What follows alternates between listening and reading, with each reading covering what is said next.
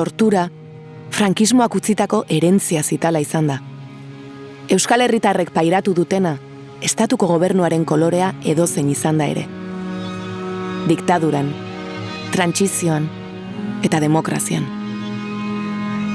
70 urtetan zehar, gutxienez 5.657 tortura kasu baieztatu dira.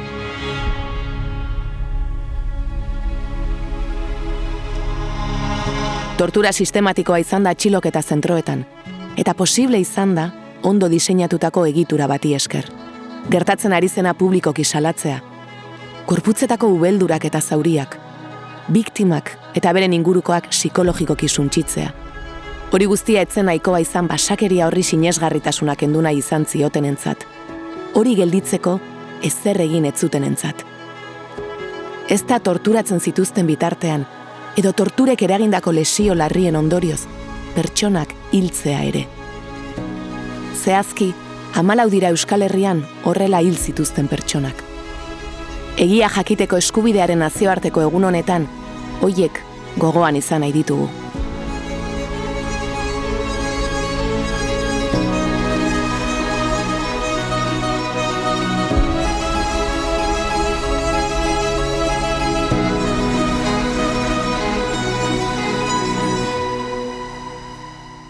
María Mercedes Sancheta, venezolana que se encontraba de visita turística en Donosti. Fue detenida por la policía española en el año 1961. La caraqueña tuvo la desgracia de caer en manos de Melitón Manzanas, jefe de la brigada político-social en aquella época, que le hizo toda clase de salvajadas. Según relató el diario El Nacional de Venezuela, la policía se ensañó con ella hasta límites insoportables. Con una navaja de afeitar le hicieron varios cortes en pechos, espalda y glúteos. Hicieron la bañera con ella y rociaron con excrementos el suelo de la celda en la que permanecía desnuda. La torturaron con descargas eléctricas, etc. El diario también contaba que Melitón Manzanas, cansado de que la detenida, y cito textualmente, no aporta nada y no quiere colaborar en la defensa de la unidad de España, la torturó introduciendo violentamente su mano dentro de la vagina. Después de 8 días de detención, María Mercedes fue rescatada por intervención del gobierno venezolano y trasladada a Caracas. Allí la ingresaron en un hospital, donde falleció 46 días después como consecuencias de las lesiones que le habían producido.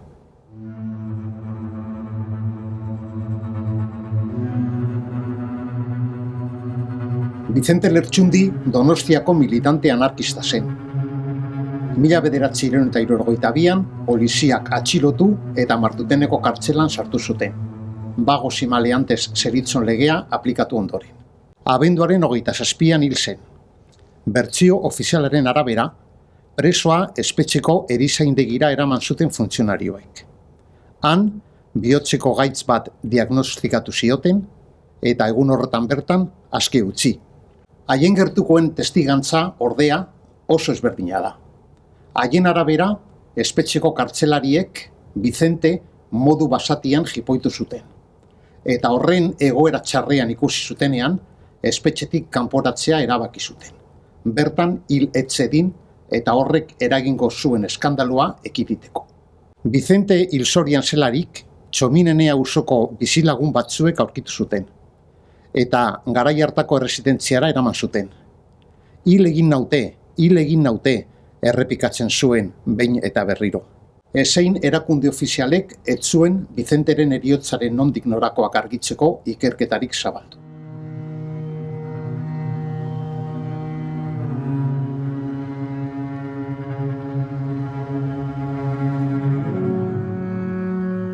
Manuel Tomás Gómez. El 12 de marzo de 1966, la Guardia Civil detuvo en la frontera a 2 personas que se dirigían ahí para Euskal Herria, y las 2 fueron encarceladas en la prisión de Martutene. Una de ellas era el ciudadano de origen portugués Manuel Tomás Gómez. El que entonces fuera médico de la prisión, el doctor Garzón, elaboró un informe en el momento del ingreso de los dos detenidos, donde decía que no observaba nada destacable en lo que respectaba a su estado de salud. Pero la realidad era bien distinta. Manuel Tomás Gómez tenía graves lesiones provocadas por las torturas que sufrió en el momento de la detención. Sus compañeros solicitaron auxilio una y otra vez, pero los funcionarios no les hicieron ningún caso. Cuando por fin abrieron la puerta, Manuel Tomás Gómez había muerto.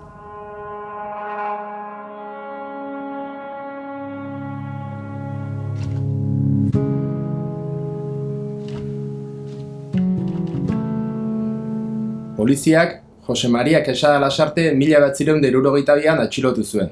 Donostiako komisaldegian eta Madrilgo DGS-en jipoitu zuten, konortea galdu zuen arte, borrekin eta makilekin buruan jota. Inork ez daki ziur zenbat denbora eduki zuten atxilotuta Quesada. Karabantxeleko kartzelara iritsi zenean, gainerako presoak larritu egin ziren ura ikustean. Burua kolpez josita zuen, eta belaunetako errotula hezurrak agerian zituen. 1973ko urriaren amaieran irten zen espetxetik, baina bere osasuna erabat kalteduta geratu zen Meliton Manzanasek eta López Arribasek Donostian, eta polizia ezezagunek Madrilen torturatu izanaren ondorioz. Sufrikari hura hainbat urtez luzatu zen. Buruko min izugarriak izan zituen. Oroimenarekin arazoak ere bai, eta 3 aldiz operatu zuten, beti ere buruan jasotako kolpeen ondorioak gainditzeko. Azkenean, 1978ko urtarrilean hil zen, Donostiako ospitalean. Bertako zuzendariak, Jose Mariaren heriotzaren berri familiari eman zionean, honakoa esan zuen. Ezin dizuet heriotzaren jatorria zein den esan, baina imagina dezakezue.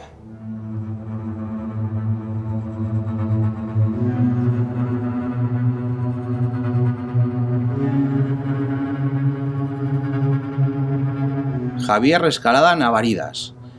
El 14 de marzo de 1970 murió el joven de 21 años Javier Escalada Navaridas. Fue detenido en Iruña por la Brigada Político-Social el 4 de marzo, durante una manifestación estudiantil en contra de la nueva ley de educación. Tras varios días sometido a torturas, fue ingresado en el hospital, donde 10 días después murió a consecuencia de las lesiones que le provocaron en dependencias policiales.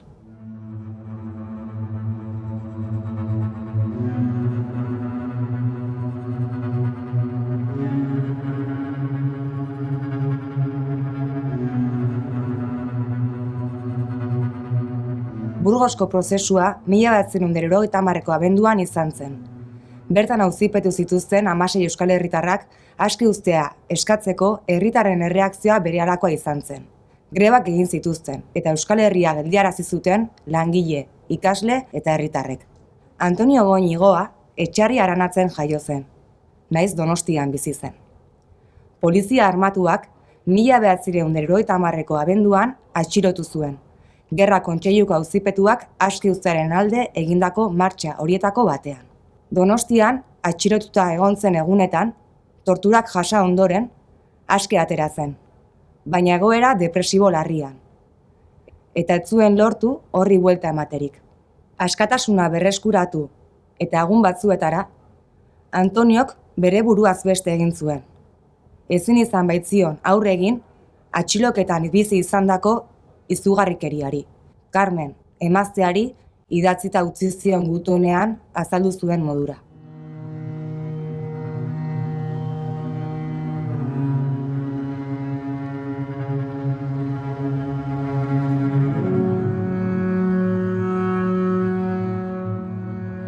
Juanjo Munduate era natural de Basauri.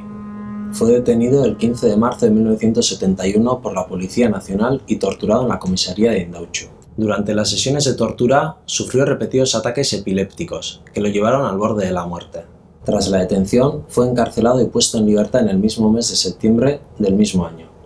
Por aquel entonces, aún eran visibles las huellas de las torturas que había sufrido. Las crisis epilépticas que las torturas le provocaron se repitieron de manera constante y se prolongaron durante los meses siguientes, llegando a condicionar gravemente el resto de su vida. Falleció como consecuencia de otro ataque epiléptico en 1972, tan solo 5 meses después de ser puesto en libertad.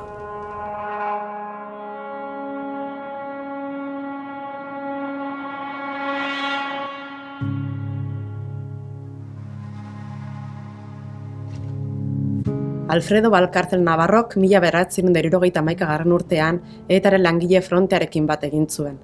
1972an polizia sekretuak atxilotu zuen eta Indautxuko polizia etxera eraman zuten.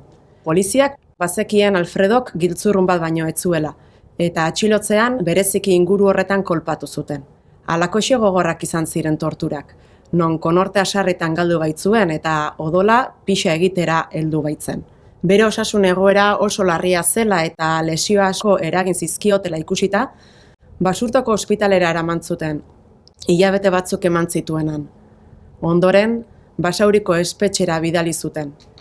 Espetxeko eritzaindegian sartu zuten zuzenean, eta 1974an aske utzi zuten arte etzen bertatik atera.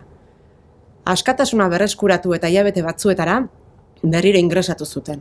Ospitalean hiltzen, 1975ean, torturek giltzurrunetan eragindako ondorio larriak gainditzea lortu ez zuelako.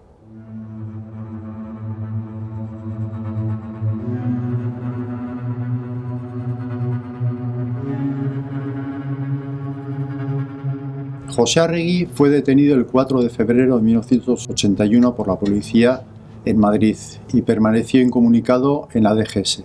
8 días después, José llegó a la prisión de Carabanchel en estado muy grave. Como consecuencia de las lesiones provocadas por las torturas sufridas, falleció un día más tarde.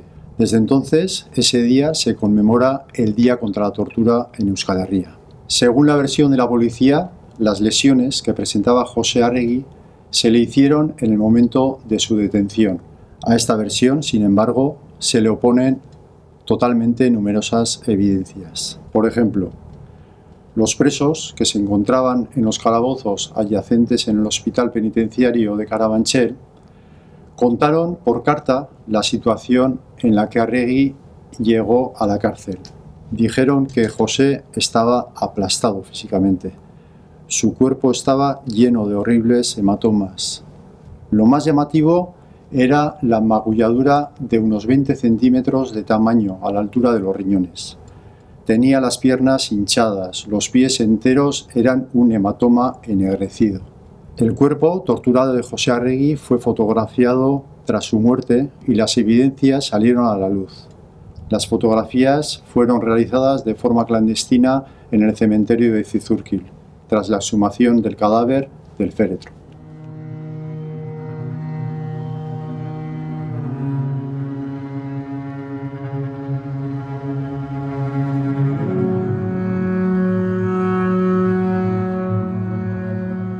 Esteban Muretagoiena medikua zen. Guardia Zibilak 1982an atxilatu zuen Oiartzunen. Lege antiterrorista aplikatu zioten, eta 9 egun egin zuten inkomunikaturik Donostiako eta Madrilgo polizia etxeetan. Torturatu ostean, libre utzi zuten kargurik gabe. Txikituta zegoen. Lehendabiziko 4 egunetan ez zioten jatekorik eman, eta denbora luzez hormigoizko kutxa txiki batean eduki zuten. Era guztietako mehatxuak eta iraina jaso zituela ere kontatu zuen. Atera eta 3 egunetara hil zen, 38 urterekin. Iturri ofizialak Muretagoiena bihotzeko jota hil zela esan zuten, baina autopsiaren txostenean torturatu egin zutela agerian geratu zen. Elektrodoak eragindako erredurak zeuzkan buruan, bularrean eta azalean. Isuri bat eragin zioten ezkerreko belarrian. Barrabilak puztuta zeuzkan. Buruan nahastuta izan zuen, drogaren bat eman izan baliote bezala. Torturaren aurkako ATR nazioarteko mediko erakundeak kasua ikertu zuen. Adierazi zuen, autopsia ofizialak irregulartasun ugari eta larriak zituela, eta ondorioz ez zela legezkoa, eta ateratako konklusio ofizialak ez zutela inongo oinarririk.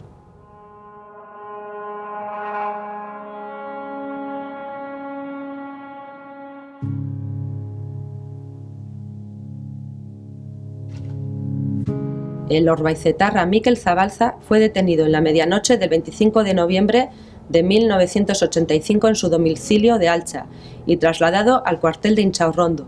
Quienes fueron detenidos junto a él denunciaron haber sufrido torturas y haber escuchado los graves gritos de Mikel. Todos ellos quedaron en libertad, sin cargos a las pocas horas y días. Sin embargo, Mikel no salió y le dieron por desaparecido. Según la versión oficial, 3 guardias civiles le llevaron a un registro, en un túnel cercano a Endarlacha, pero él logró escapar y con las manos atadas se arrojó al río. Sin embargo, la verdad era otra. Mikel fue asesinado bajo tortura por los guardias civiles de Inchaurrondo y tras ello fue hecho desaparecer con total impunidad.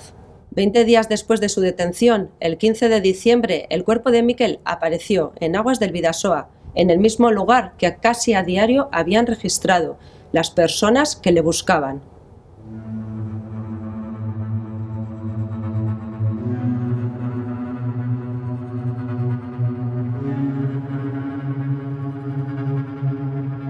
Ertzaintzak Juan Calvo Azabal 1983an atxilotu zuen eta arkautera eraman zuten.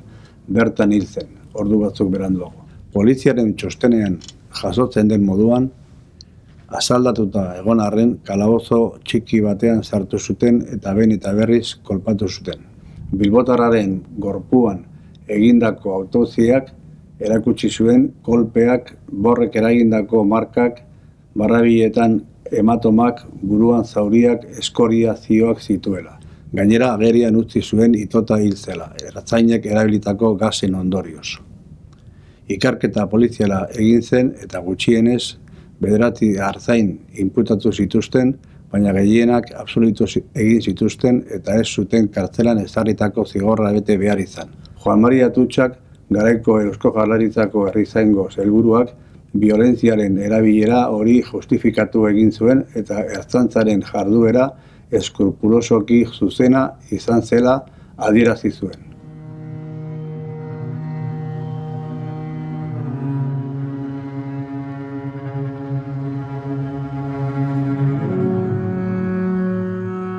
Gurutze Jantzi Gerategi fue detenida por la Guardia Civil en Urnieta bajo la ley antiterrorista y sin orden judicial en 1993. Falleció al día siguiente, mientras se encontraba incomunicada en el cuartel Tres Cantos de Madrid. El resto de detenidos en aquella operación denunciaron haber sufrido torturas. La causa de la muerte, según la versión oficial, fue una trombosis de arteria descendente. No hablaba de lo mismo el informe del Dr. Thompson, especialista danés en medicina forense, al que llamó la familia Jantzi para que estuviera presente en la autopsia.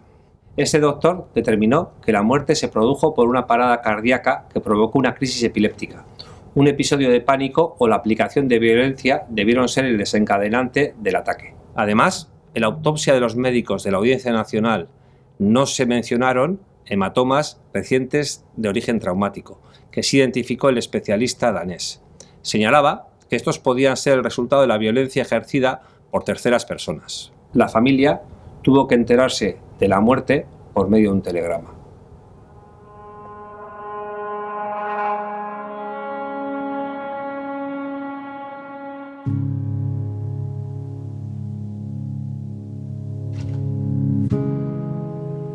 Xabier Kalparsoro Anuk etako militantea zen. 1983ko abuztuan ertzaintzak atxilotu zuen Laudion, eta 3 egun pasa zituen inkomunikatuta. Bere esanetan, interrogatu eta drogatu egin zuten egun horietan, baina ondoren aske utzi zuten. Hilabete geroago, Durangoko udaltzaingoak berriro atxilotu zuen. Auto bat lapurtzen saiatzen ari zela ikusita. Ertzaintzak ez zuen bere kargu egin nahi izan, eta azkenean, Polizia Nazionalak Indautxuko polizia etxera eraman zuen. Gau horretan bertan, Xabier Kalparsoro Basurtuko ospitalera eraman zuten, hilzorian zela. Bertsio ofizialaren arabera, bera zaintzen zuen agentearen deskuido batean, Xabierrek bere buruaz beste egin zuen, leihotik bere burua botata. Baina autopsia egin zuen auzitegiko medikuak adierazi zuen ezinezkoa zela heriotza indarrez egindako jauzi baten ondorio izatea.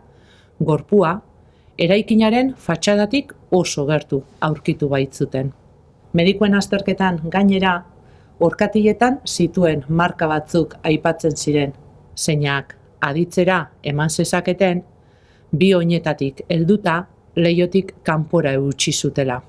Anukekin gertatutakoaren egiak ezkutuan dirau hainbat urte geroago.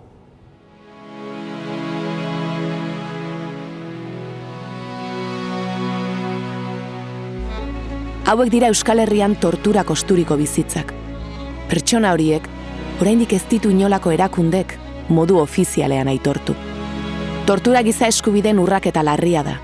Beraz, torturaren biktimek eta torturapean bizia galdu duten pertsonen izenek leku nabarmena behar dute izan memoriaren liburuan. Bizikidetza demokratikoa eraikitzen jarraitu ahal izateko, biktima guztien eskubideak bermatzea ezinbestekoa da. Biktima guztiek diskriminaziorik gabe, egia, aitortza, erreparazioa eta berriz ez errepikatzeko bermeak merezi dituzte.